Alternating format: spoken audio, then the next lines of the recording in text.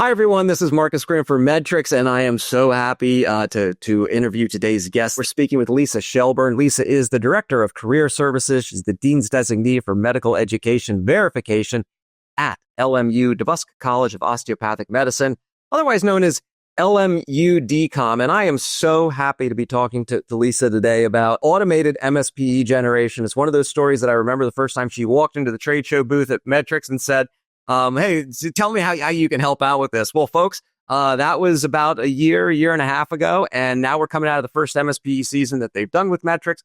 And now I'm going to find out what happened. Lisa, wonderful having you with us. For people that aren't familiar with your role and also LMU-DCOM, what's the elevator pitch for who you are and tell us more about the university? LMU-DCOM is an osteopathic medical school. We opened in 2007, graduated our first class in 2011.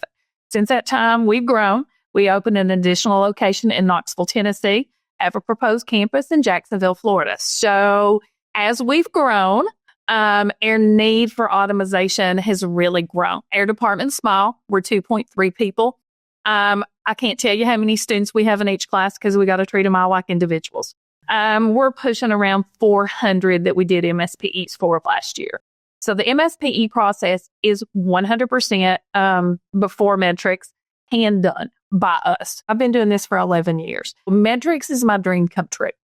And when I say that, it's not because y'all are paying me to do this, but I want to help people because I know what a task it is. And I know how reluctant medical schools are to put money into something that people could already do. First year was a lot of hands-on. I think some of them had nightmares about us at night. But other than that, it was a success, and we're looking forward to the next year. Wonderful. Well, let's just talk for a few minutes. And obviously, anyone listening to this video, like they live it. They know what MSP is all about. But one of the things that I remember from our first conversation was you were really focused in not just on the time that you can save, but how you would reallocate that time to the students. Just reiterate about how you think about your role and the time that you would like to spend with students as you're reviewing the MSPEs with them. Our biggest goal for students is to spend the time with them. So with the MSPE process, we were spending more time copy and pasting and finding the information and then correcting the information and then copy and pasting it again. And what we wanted to spend our time doing was reviewing with the students and actually talking with them about not only how the MSPE is going to impact their application, but their whole application process. Right. So we've really been able to streamline that last year. And this year, I think it's going to be even better. I think the time leading up to reviews, because we do reviews with almost every student. We do a 15-minute review. So now that we've got the process down, the students really know what to expect. We can review large group, and then we do individual. And you mentioned to me before that you felt like previously, it's a short 15-minute block, but you felt like you were going over questions like, well, did we get your full name right? And did we fix the typos, as opposed to the real things you would want to be talking about in those precious minutes? 100%. We were having to make sure their names were right, their dates were right, all the small things that really make a big difference in that MSPE. So now we can look at the bigger picture. So yes, your review in your PEDS rotation, maybe it wasn't stellar, it's a little weak. Here's how you can explain that. Or maybe your grade in this class was a little lower. How do you address that without making it sound really bad and kind of make it as almost a strong point in what you learned from it? So a lot of coaching instead of editing a document. You've been doing this for more than a decade. And I'm always curious, what is the tipping point? So I know when you walked up to the Medtrics booth, it was clear that when you came to that event, this was something that you had decided we're going to try to do something about this. Do you recall what the tipping point was? Was it a new campus? Was it just frustration? How did you go from saying we were putting up with this to no, we need to do something better? Just knowing that our time could be better spent. So adding more students per class, and not having enough time to individually talk to those students and work with those students what they deserve. So knowing if we did the automated process, it would free up airtime to do more of what we needed to be doing. So there wasn't a aha moment. Honestly, for 11 years, I've been looking for something like this. We priced one a long time ago, and I can tell you it was a whole lot more than Medtrics. It was cost prohibitive. It was something that we could have hired a person and paid benefits, Right. Yeah. So, at that point, they're like, no, we're not going to do this. It was just the idea that we had to be able to streamline the process. Walk me through the process of figuring out how to take you from manual to automation, and how Medtrics supported you along the way, and what some of the challenges were that were along the way. It was, I want to say, a seamless process because we're on the other side of it, but it was a lot of work. It was still a lot of work. I see the light at the end of the tunnel for this year. We think we feel a lot better about it, but it was a long process, but we were able to make it more concise. If you've ever worked with MSPEs, all the information comes in with so many places, and being able to see it all, we could send it to one place. We did Google shared sites and be able to put it there. And then one of the staff members who worked with us had worked in an osteopathic medical school before, which is not saying it's totally different from an MD school, but it gave her a background to be able to help us. So it was that balance of the whole team. And when I say that, it sounds like I'm doing a commercial pitch, but I'm really not. The balance of the team made the difference. They did go the extra mile. We had times when we go, we can't do that. That's not going to work. And how do we fix this? And that's something Medtrics has worked real hard to help us with.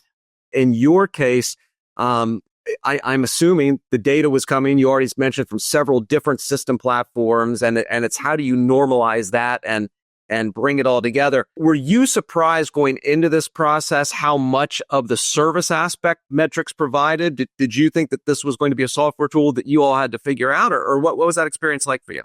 Well, I really felt like that it would be harder in some ways than it really was. It's still very time consuming, and it was still like, I'm always worst case scenario. Oh, it's not going to work and we're never going to get this process done. The next day, whatever I was worried about, we would have an answer. They were very responsive. And I think we tried a few new things that they hadn't tried before. So it was trial and error for them too. Right. We're taking information from spreadsheets, from Word documents, and then from Excel sheets, and putting them into a system to spit them back out into one document. We were taking documents that had all capital letters for a sentence and making that conversion. So we weren't, Medtrics was. So it was a whole lot more seamless than I ever thought it would be. Yeah, you brought up a great point there, which is Medtrics does offer a wide variety of modules, and the MSPE module is actually a standalone module. So you don't need to be using Medtrics for evaluations, and hopefully at some point in the future, maybe that happens at LMU-DCOM. But you're absolutely right. You were able to just go with the MSPE module. Were you able to find time savings this year in your first year with the actual generation? Yes. The first week of reviews were a little rougher because we did have, on our side, we had missing grades that didn't translate in. So there were a couple of hitches, 100% our fault, with grades that weren't submitted, that were submitted late. Had some problems with some Excel spreadsheets that were submitted. But all of the things that happened this past year, they've been able to take it and figure out how we can fix it for next year. So we had our quarterly meeting last week. And a couple of the things that we had trouble with, because we would have to go back in and regenerate sometimes the whole batch. And they've done a couple of tweaks to it that we're not going to have to do that. And we're going to be able to add some things, change a few things, and it's going to be a whole lot more seamless. So we saved time last year. At the end, at the beginning, not a lot. But by the middle to the end, we had saved a lot of time. And for the year coming up, I can already see a huge change. You've talked to me about those critical 15-minute meetings. Did you have some this year where you sort of had that light bulb moment that, I'm actually talking about the things that I want to be talking about in these meetings? After the first week, yes. Right. After the first week. Yeah. After the first week, we're like, in the first week was by no means Medtrics' fault. It was just things that we didn't anticipate. My advice for people who are looking at this process and thinking about it is to be sure when you get your team together that all the team is together, that they learn at the same pace. So last year we made a few missteps here. We let too many hands get into some of the edits, some of the pre-edits, didn't really understand what they were doing. So that made the edit process a little harder. This year we changed it. So it's still a learning part on our side. It's really well said. We talk about this at Medtrics all the time, that, the technology is a tool and it does what it does. But along the line, we need to make sure we have the right people following the right processes. And if you do that with the right tools, that's where the benefits come in. Now that you've done this, you've completed year one. What advice would you give to any institution that was considering this automation of MSP into their process? I'd say do a demo. And I would say talk to customers that are already doing it. LMU, the main campus, was already a customer of Medtrics. So that's the first thing I did, was email together programs and say, okay, tell me how their customer service is. Tell me how responsive they are.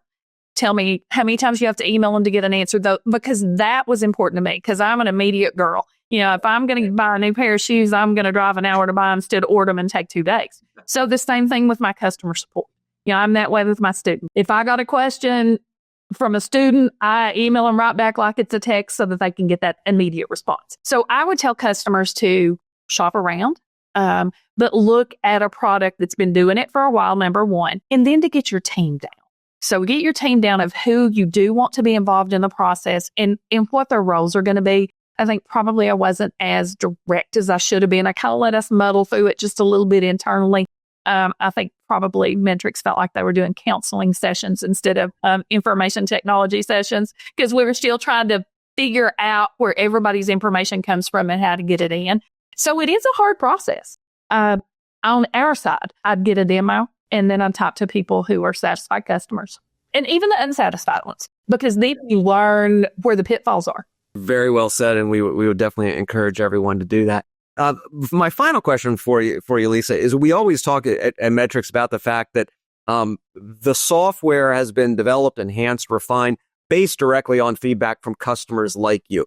You've been in this space now for more than a decade. Right now, if you talk to me about a feature, that will be the type of thing that obviously we'll be talking to Tosh and the team about how do we do it. Where else would you like to see MSP automation go in the future?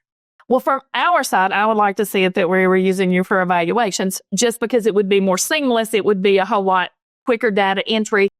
That'd be my dream. Now, I really like the feature that the students can have access. We haven't been able to purchase that yet. That would be my first choice, is the students like access so they can review in real time as we review it. We haven't done that yet. I would really like to. But as far as Medtrics, I'm really satisfied. I can't say there's something on Medtrics sides that I wish they do. The biggest thing I'm happy with is my customer service. You can fix anything as long as you've got somebody helping you. That is very, very well said. Folks, we have been talking with Lisa Shelburne. She is the Director of Career Services and the Dean's Designee for Medical Education Verification at LMU-DCOM College of Osteopathic Medicine, otherwise known as LMU-DCOM. Lisa, thank you so much for your time today. Thank you.